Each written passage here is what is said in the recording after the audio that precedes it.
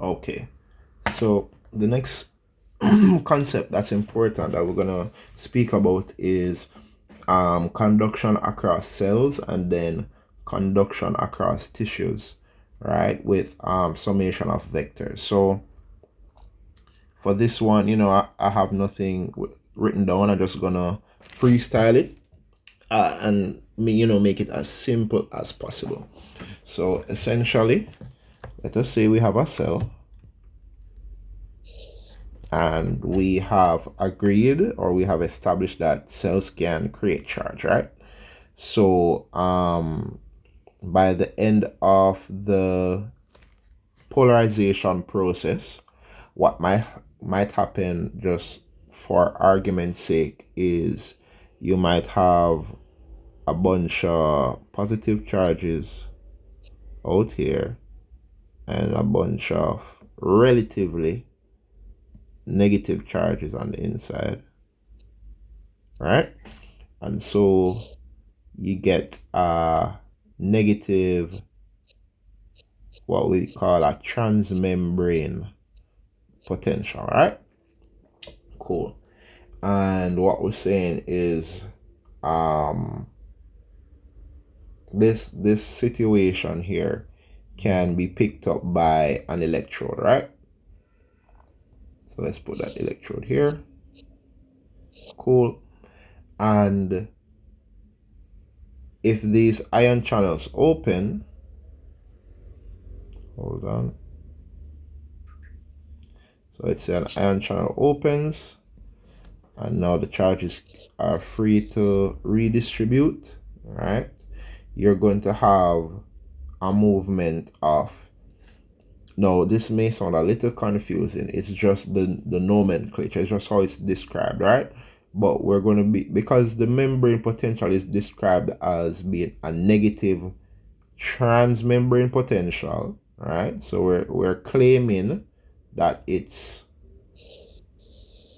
more, let's see, we're claiming, okay, negative 90. That should sound familiar to anybody who did physiology, right?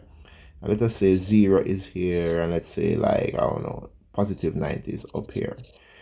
What we're saying is the membrane potential is like coming from here, and it's going to go to 0, right? Sometimes a little more than 0. That's the transmembrane potential, right?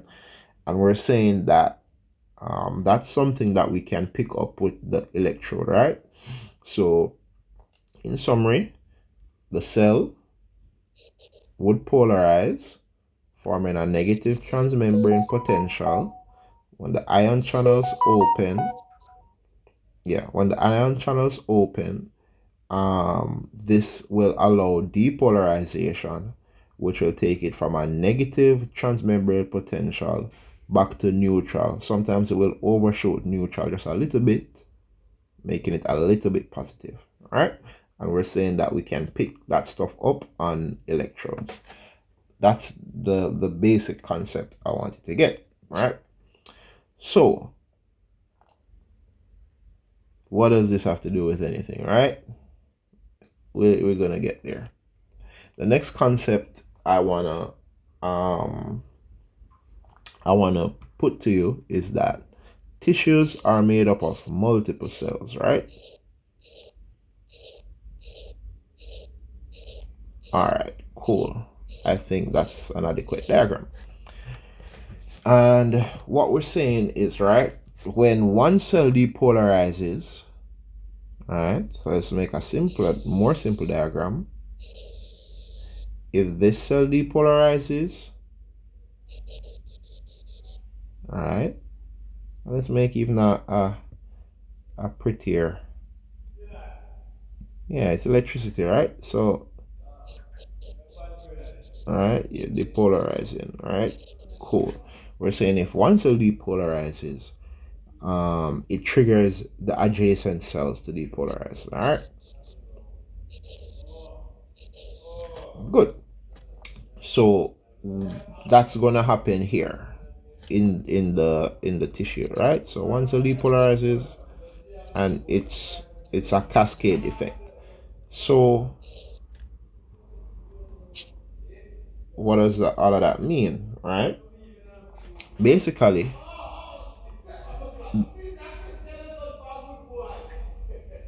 yeah, I hope you guys can hear that in the background. Anyway, so essentially, the what was I saying? Yeah, okay. It's a cascade effect, right?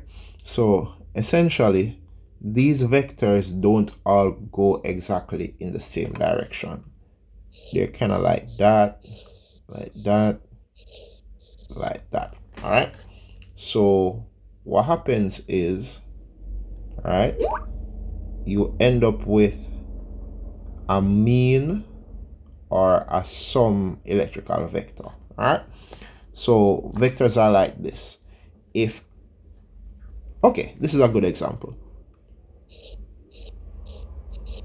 We got this guy here, and you got this guy here. Grr, he's huge, right? Like clearly this dude lifts, right? And they're playing tug of war. All right, cool. This is the flag. There's a mean vector towards this guy. All right. So what we're saying is, no, the tug of war is a bunch of different people. Like, let's draw a little baby here, trying to help out. All right. Yeah, that's not a dog, that's a baby, right? So everybody trying to help. All right. So that's what's going on here. Okay. So you're gonna have a mean electrical vector, right, based on the summation of the directions of the vectors in each cell. And let us, for example, say this is the mean electrical vector, right? That we're saying the electricity, for simplification terms, is going on average in this direction. What we're saying is that is what the electrode picks up, right? So when we're talking about the electrocardiogram and electrical activity, the vectors, we're not picking up cellular activity. We're picking up the mean electrical vectors of large masses of tissue, of cardiac tissue. This is what we're picking up with our electrode. That's gonna give us this thing. All right. So that's the concept I want to ring home, as it relates to what we're seeing on the ECG, right? Now, there's a little bit more. There's something else I need to speak about so that the waves on the ECG will kind of make sense. All right. So I would like to first establish that we said a lead is a combination of two electrodes, right? So you have bipolar leads and you have unipolar leads, right? So a bipolar lead just means you have a negative and a positive. They're connected like that or something. And then, you have your machine here. Or you can have a ground, so it's like a 0 and a positive, right? And the ground may be set up in this configuration, or the ground may be literally in the device, right? So I just wanted to highlight that conceptually, right? So let's get rid of all of this junk. Conceptually, for the following explanation, right? A lead that looks like this is conceptually the same as a lead that looks like this for the following explanation that I'm gonna do. Okay. All right, cool.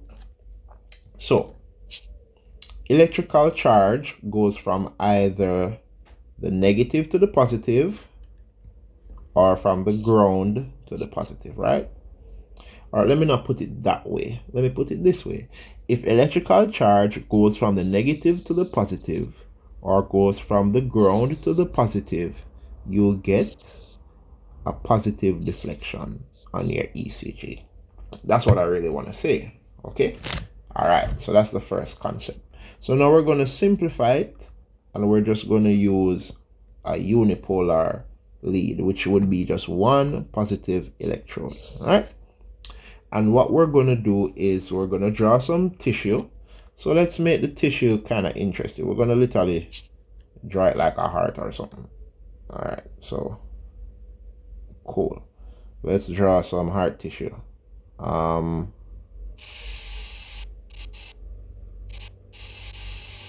Cool.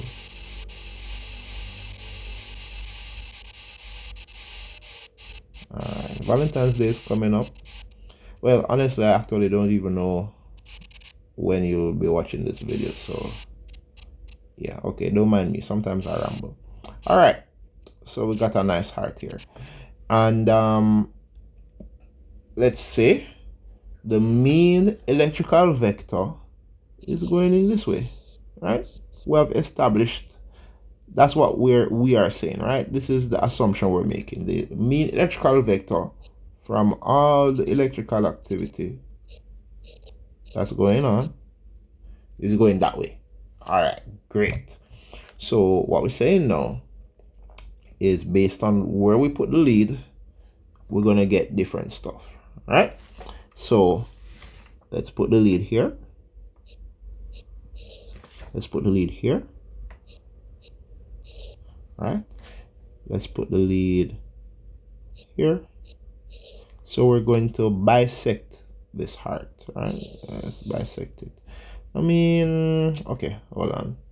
I want to bisect it a little better. So we're going to bisect this heart, right?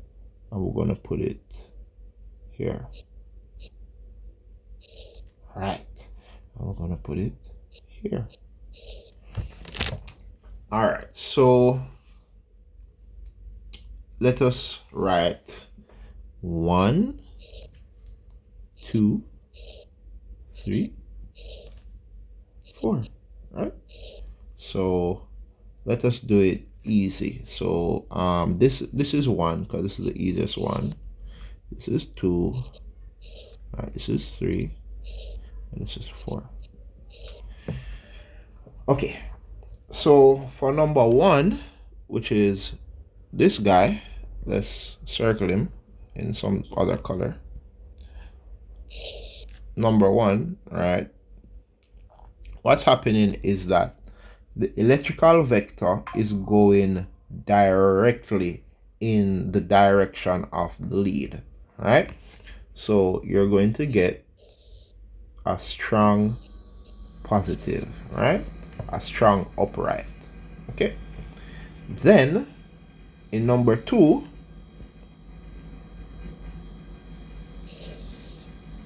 what's happening is it's going in the exact opposite direction of this electrode, right? This, or if you want to call it a lead, because we're saying that it's just a ground and an electrode. Anyway, I digress. So it's going in the opposite direction from this sensor. All right.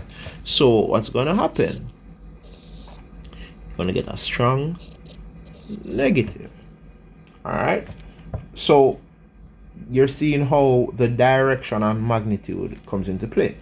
All right. So what about, right, number 3? All right. So this is why we bisected the heart. It's still this vector here is still going towards this electrode, right? It's just not going directly, right? It's kind of at an angle. So what you're gonna see, or variations of what you might see, could include either something like this, positive but of a smaller magnitude, right? Or you may also see some positive, some negative, but more positive than negative because it's on this side, right? So it's still on the side that the vector is going towards. And likewise, number 4 would either be small negative or, right, negative and a little bit positive, but mostly negative, because you can see the vector is going away from the side that electrode 4 is on. And then finally, I should give you a number 5, which is smack dab in the middle. All right, so if I have an electrode there in the middle, what I'm going to get is this or this. So it's perfectly biphasic, right? It's a perfectly biphasic wave, but sometimes you may get a flat line, right? Okay, but most of the time this is the pattern you will see.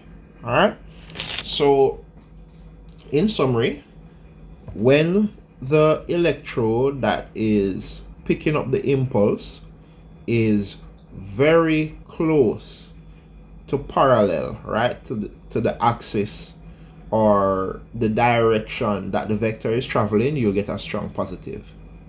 If it is directly opposite the vector, you get a strong negative. If it is at an angle but the vector is still coming towards the electrode, you get a weak positive or a biphasic wave that is more positive. The reverse is true for number 4, right? If it's going away at an angle. And finally, if the electrode is perfectly perpendicular to the vector, then you'll get a perfectly biphasic wave. Okay.